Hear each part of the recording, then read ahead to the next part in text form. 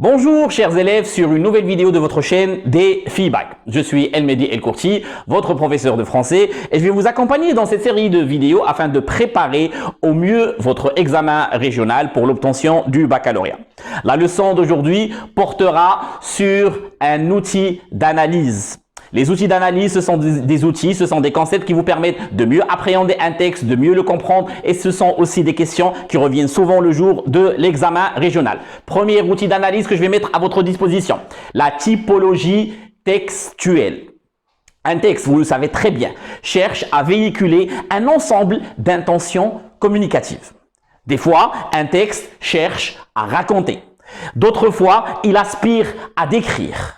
D'autres fois encore, il a pour objectif de convaincre, mimer un dialogue, expliquer.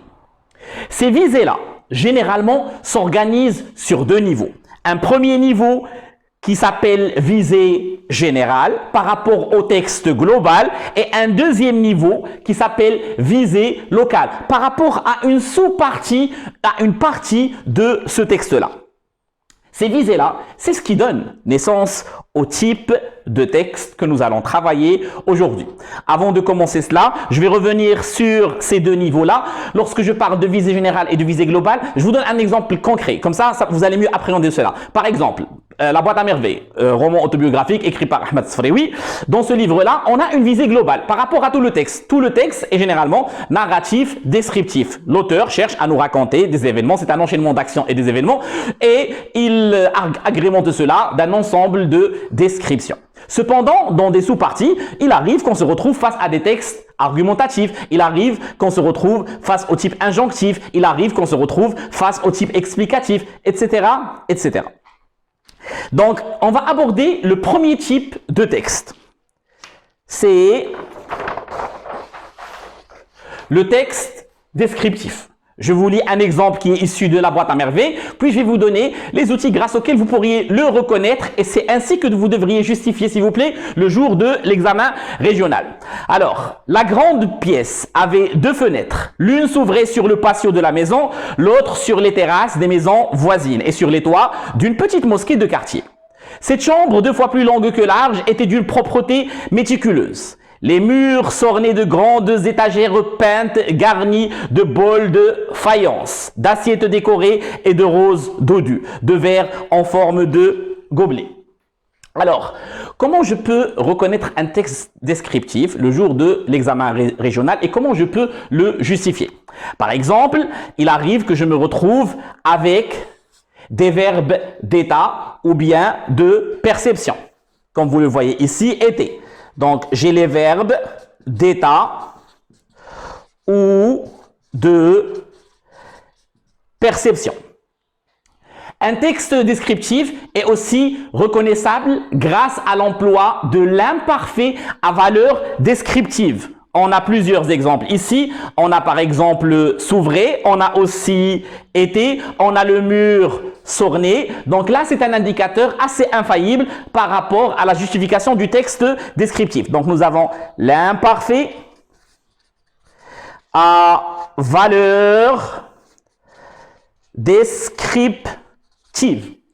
On reconnaît aussi un texte descriptif grâce à des indications spatiales. Par exemple, l'une s'ouvrait sur le patio de la maison, l'autre sur la terrasse des maisons voisines. Donc là aussi, c'est un autre indicateur. Donc ce sont les indications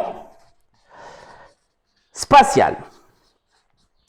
Et finalement, l'élément le plus important par rapport à une justification d'un texte descriptif, ce sont ce qu'on appelle les compléments, les expansions de nom ou bien les caractérisants.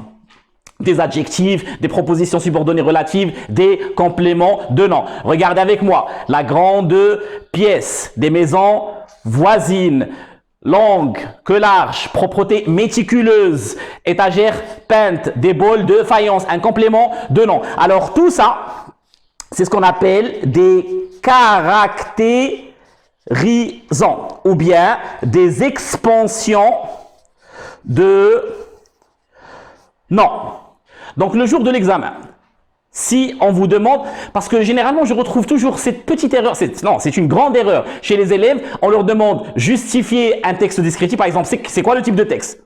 Généralement vous êtes en mesure de me dire que c'est un texte descriptif, mais pour justifier vous dites l'auteur décrit. Non, ce n'est pas ainsi qu'on devrait justifier notre réponse. Pour justifier le texte descriptif, les éléments sont très clairs. L'emploi de l'imparfait à valeur descriptive, les verbes d'état ou de perception, les indications spatiales ou bien l'emploi de caractérisants.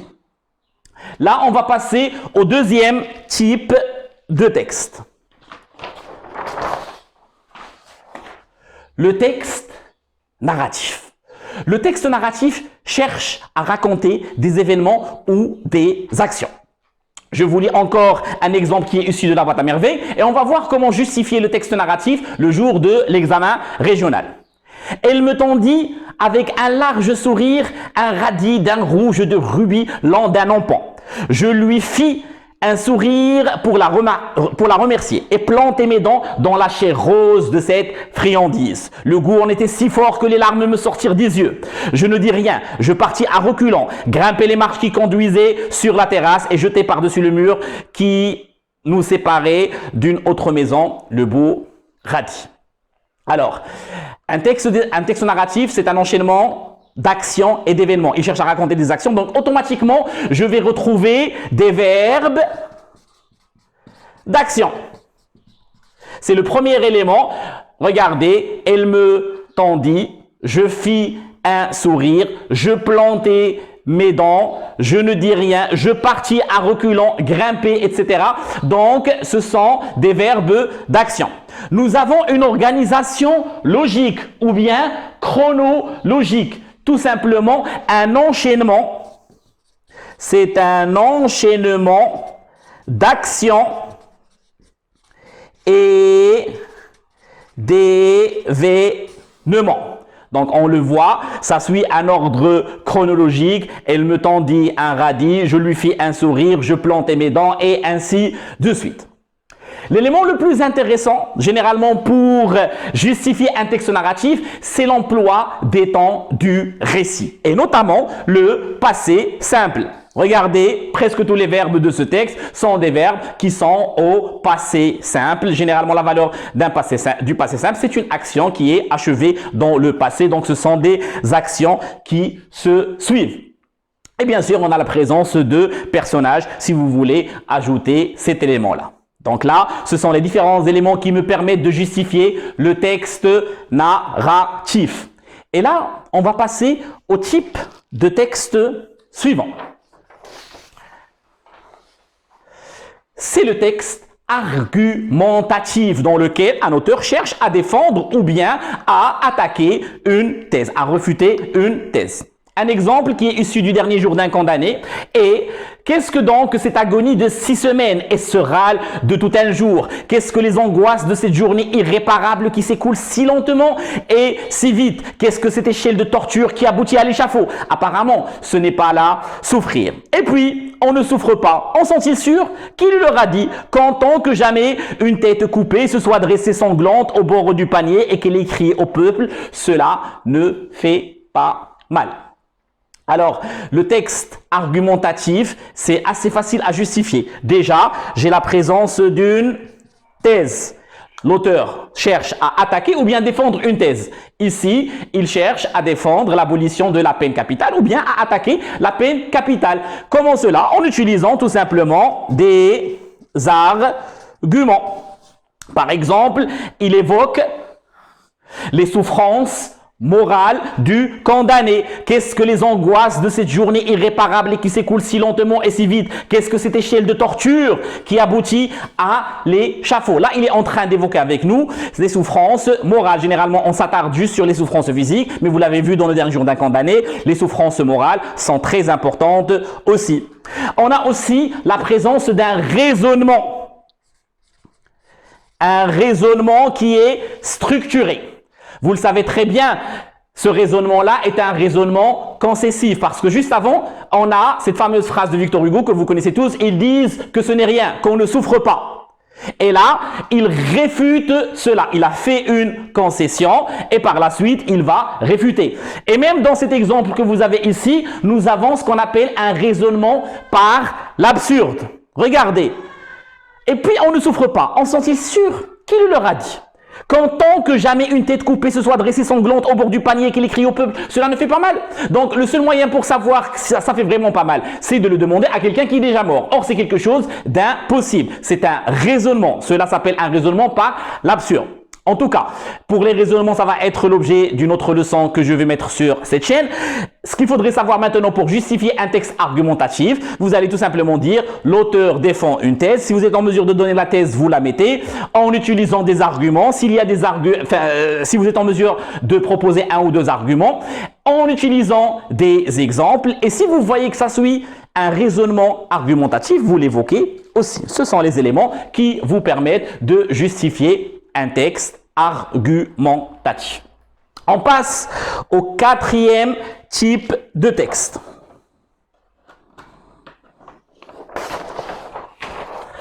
C'est le texte explicatif. Et là, on va prendre un exemple de la boîte à merveilles, Sidi Arrafi, qui s'adresse à Sidi Mohammed. Écoute, enfant de bon augure, et souviens-toi, le diamant s'appelle dans le langage des connaisseurs, l'orphelin. Le solitaire, parce qu'il est rare et qu'aucune autre pierre ne peut rivaliser avec lui en dureté et en beauté. Chacun peut s'appeler comme le diamant, l'orphelin ou bien le solitaire. Comment arrive-t-on à reconnaître le texte explicatif? Donc déjà, on a l'emploi du présent, mais pas de n'importe quel présent. Le présent a valeur de vérité général. Regardez, le diamant s'appelle dans le langage des connaisseurs l'orphelin ou bien le solitaire. Il est rare. Ce sont des vérités générales. Aucune pierre ne peut rivaliser avec lui. Chacun peut s'appeler. Donc, on a l'emploi du présent de vérité générale. Nous avons aussi l'emploi d'un vocabulaire précis ou bien technique. Dans le langage des connaisseurs, ça s'appelle l'orphelin, le solitaire. C'est un vocabulaire qui est précis. Et finalement, nous avons la présence du registre didactique. Le registre didactique est caractérisé par le fait que l'auteur cherche à expliquer quelque chose. Comme un professeur, comme je suis en train de le faire avec vous. Et là, Sidi Arrafi est en train d'expliquer à Sidi Mohammed un concept par rapport au diamant. Donc voilà les trois éléments qui me permettent de justifier le texte explicatif, l'emploi de présent à valeur de vérité générale, le vocabulaire précis voire technique et bien sûr le registre didactique. Passons au cinquième type de texte.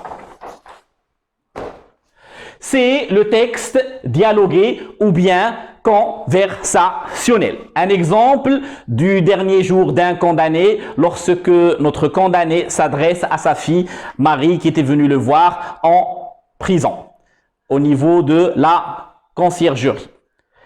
C'était assez de cela. Je l'ai interrompu. Marie, c'est moi qui suis ton papa. Ah, m'a-t-elle dit. J'ai ajouté, veux-tu que je sois ton papa? L'enfant s'est détourné. Non, mon papa était bien plus beau. Premier élément qui me permet de savoir que je suis dans un texte dialogué ou bien conversationnel, c'est un enchaînement de répliques et on change d'interlocuteur. Donc j'ai des répliques et le changement des interlocuteurs. Marie, c'est moi qui suis ton papa, m'a-t-elle dit. Bien sûr, j'ai l'emploi du discours direct, deuxième élément qui me permet de dire que je suis dans un texte dialogué, l'emploi du discours direct. J'ai aussi l'utilisation des tirets, l'utilisation des guillemets, l'utilisation des deux points. Ce sont des indicateurs assez clairs par rapport au texte dialogué. Et finalement, j'ai aussi même des interjections ou bien des mots fatiques, comme par exemple « ah ». Donc, le texte dialogué, le jour de l'examen, pour l'expliquer, vous parlez d'enchaînement de répliques, changement d'interlocuteur, l'utilisation du discours direct. Lorsque vous avez des tirets ou bien des deux points, vous l'utilisez aussi. Et si vous avez aussi usage d'interjection, vous le mentionnez. Là, on va passer à l'avant-dernier type de texte. C'est le texte injonctif avec Ismène qui s'adresse à sa sœur Antigone. Oublie-le, Antigone, comme il nous avait oubliés. Laisse son nombre dur errer éternellement sans sépulture, puisque c'est la loi de Créon. Ne tente pas ce qui est au-dessus de tes forces. Reste avec nous. Ne va pas là-bas cette nuit. Je t'en supplie, Antigone. Donc, effectivement, dans un texte injonctif, on cherche à donner des ordres ou bien des conseils. Automatiquement, on va utiliser les modes de l'ordre et du conseil. Par exemple, ici, nous avons une dominance de l'impératif. Nous avons aussi des verbes qui expriment l'ordre généralement, ou bien l'obligation, tu devrais, etc. Et nous avons aussi la présence du destinataire. Antigone, elle s'adresse à Antigone. Donc, le jour de l'examen, pour justifier le texte injonctif, c'est assez simple. Vous savez pertinemment que l'auteur cherche à donner des conseils ou bien à intimer des ordres. Donc, automatiquement, il va employer les modes de l'ordre ou bien du conseil. On a aussi l'utilisation des verbes qui expriment un ordre ou bien un conseil, le verbe devoir, le verbe falloir. Et finalement, nous avons la présence du destinataire. Vous le voyez ici, Ismène s'adresse à sa sœur Antigone. Et le dernier type de texte, j'ai tenu à le proposer, même si ce n'est pas quelque chose qui est présent dans les œuvres en général. Mais vous devriez le connaître, d'autant plus qu'il y a quelques petits passages qui relèvent de ce type de texte. C'est ce qu'on appelle le texte poétique. Je vous lis un exemple de la boîte à merveilles. La rue.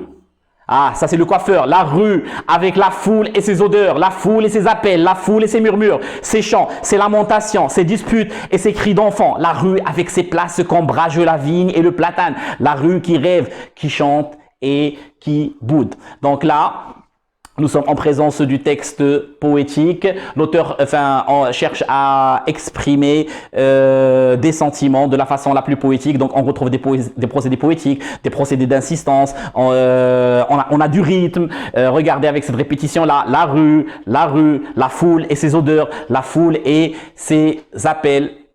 C'est ce qu'on appelle généralement le texte poétique.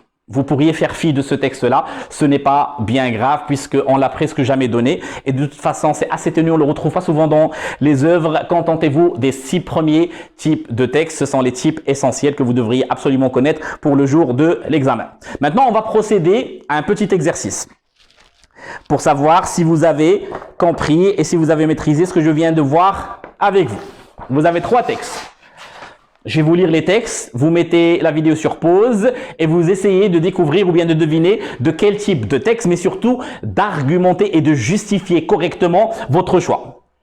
Texte A, issu du dernier jour d'un condamné, chapitre 37. L'hôtel de ville est un édifice sinistre avec son toit aigu et roide. Roide, ça veut tout simplement dire raide. Son clocheton bizarre, son grand cadran blanc, ses étages à petites colonnes, ses 1000 croisées, ça veut dire des fenêtres, ses escaliers usés par les pas, ses 2 arches à droite et à gauche, il est là de plein pied avec la grève. Texte B, lui aussi il est issu du dernier jour d'un condamné. La grille de la petite cour se rouvrit, chapitre 13. Un gardien fit l'appel par ordre alphabétique et alors ils sortirent tous un à un. Et chaque forçat s'alla ranger debout dans un coin de la grande cour. Et le texte C, texte 3, c'est Fatma Bziouia qui s'adresse à Lalla Zoubida. Je ne crois pas qu'il y ait de danger. Plusieurs personnes du quartier se servent maintenant de ces lampes. Elles en paraissent très satisfaites. Vous devriez en acheter une. La chambre paraît plus accueillante et plus gaie. Donc, comme je vous l'ai dit, mettez sur pause, essayez de découvrir les différents types de textes, de les justifier correctement, puis relancez votre vidéo pour que je puisse vous donner les réponses. Alors, pour le texte A, Le texte A est un texte descriptif. C'est très simple. Déjà, j'ai l'emploi de verbe d'état. L'hôtel de ville est. Encore une fois, il est là. Donc ça, c'est un premier indicateur. J'ai l'utilisation, donc déjà, on a des verbes, un verbe ou bien des verbes d'état. Rappelez-vous, les verbes d'état et de perception sont un justificatif assez intéressant par rapport au texte descriptif. Deuxième élément, nous avons l'emploi de caractérisant ou bien d'expansion de nom. Un édifice qui est sinistre, le 3 est aigu. Roide, le clocheton est bizarre. Le cadre est grand et blanc. Les étages, on a un complément de nom ici à petite colonne. C'est 1000, etc., etc. Donc, vous voyez, il y a énormément de caractérisants. On est en plein dans un texte descriptif. Et en plus, nous avons l'emploi d'indicateurs ou bien d'indications spatiales. À droite, à gauche, il est là, de plein pied avec la grève. Donc, automatiquement, il s'agit d'un texte descriptif. Maintenant, pour le texte numéro 2. C'est assez simple, je suppose. C'est un texte qui est narratif. Pourquoi? C'est encore une fois très simple. Nous avons un enchaînement d'actions et d'événements. Nous avons des verbes d'action, se rouvrir, il fait l'appel, il sortir, il s'en alla. Nous avons aussi l'emploi des temps du récit, notamment le passé simple. Tous les verbes ici sont au passé simple. Automatiquement, je suis face à un texte narratif. Et finalement, le texte C. Alors, vous l'avez vu tout à l'heure lorsque j'ai expliqué les différentes visées, la visée générale et la visée locale. Effectivement, on est dans la boîte à merveilles ici. Donc, généralement, on a tendance à être dans un texte narratif ou bien descriptif. Sauf que non, pour des petits bouts de texte, on peut se retrouver avec un autre type de texte. Ici, le texte est argumentatif. Donc, le texte ici est argumentatif. Elle cherche ici à défendre, la Fatma Bziouia cherche à défendre les lampes à pétrole en utilisant des arguments. Plusieurs personnes du quartier se servent. Plusieurs personnes de ce quartier sont satisfaites de ces lampes. La chambre paraît plus accueillante et plus gaie. Donc, automatiquement, on est en plein milieu d'un texte argumentatif. Donc, s'il vous plaît, le jour de l'examen, ne perdez pas un point si on vous pose une question par rapport au type de texte et notamment par rapport à sa justification. Dans cette vidéo, vous avez vu tous les éléments pour justifier correctement votre texte. C'est la fin de votre vidéo. J'espère qu'elle a été instructive et que vous avez saisi un bon nombre d'informations. N'hésitez pas à la revoir encore et encore jusqu'à maîtriser ces différents concepts. Allez, chers élèves, ciao!